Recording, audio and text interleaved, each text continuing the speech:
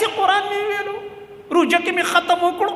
یو ختم مې وکړو 2 ختمونه مې وکړو 5 ختمونه مې وکړو څه شي دا قرآن په تا لعنت وایي دا قرآن په تا لعنت وایي کم قرآن چې دی ویلی دی دې کې الله د هغه قومونو جرمونه ذکر کړي او هغه جرم تم کې دې قرآن تعالی څه فایده درکړه دی وجه هغه یو روایت کې راځي چې ډېر کرته یو انسان به قرآن وایي او دا قرآن به پې لعنت وایي چې لعنتي ملعونه انسانه زما تلاوت کې او خبره مې نه ماني ته وایې چې زه د الله کلام ویم د رب کلام مې ویلو او د رب کلام په تا لعنت وایي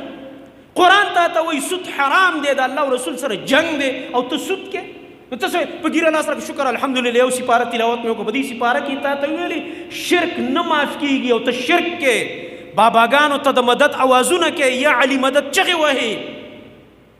د الله نه غیر بل چاته عالم الغیب وې د خیر او شر مالک یې ګڼي غاړه کې دي تارونه او بندونه پراته دي او خپو ته او لاسو ته دې اچولي دي چې دا د مشرکانو د مکې عملو صحابه وایي موږ به چې کله د مشرکانو د مکې سره جهاد وکړو او کوم اوښان به په غنیمت کې ونیول هغوی به دې اوښانو ته په غاړو کې او په دې خپو کې تارونه اچولي او عقیده به یې دا وه چې دا بیا د نظره کېږي دا نظر بند دی جي دا شی نن مسلمان صاحب کوي که نه کوي غواګانو ته لکو پورې غواګانو ته خپو پورې اچولي که نه انسانانو ته اچولي که نه بچو ته اچولي کونجه کې او که نه تا ته قرآن وایي الله درته وایي زه شرک نه معاف کوم او په شرک کې مبتلا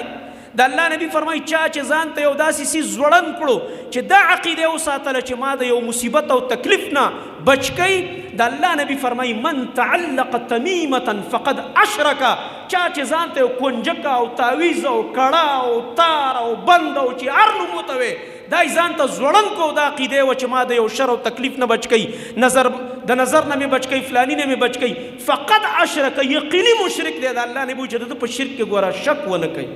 دا زما د نبی فتوا د زما فتوی نه دي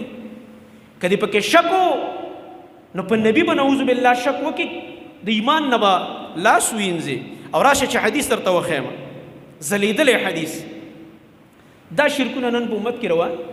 سړی ما قرآن ویلو نو قرآن تا ویلو په مطلب خو یې نه پوهېدلی که نه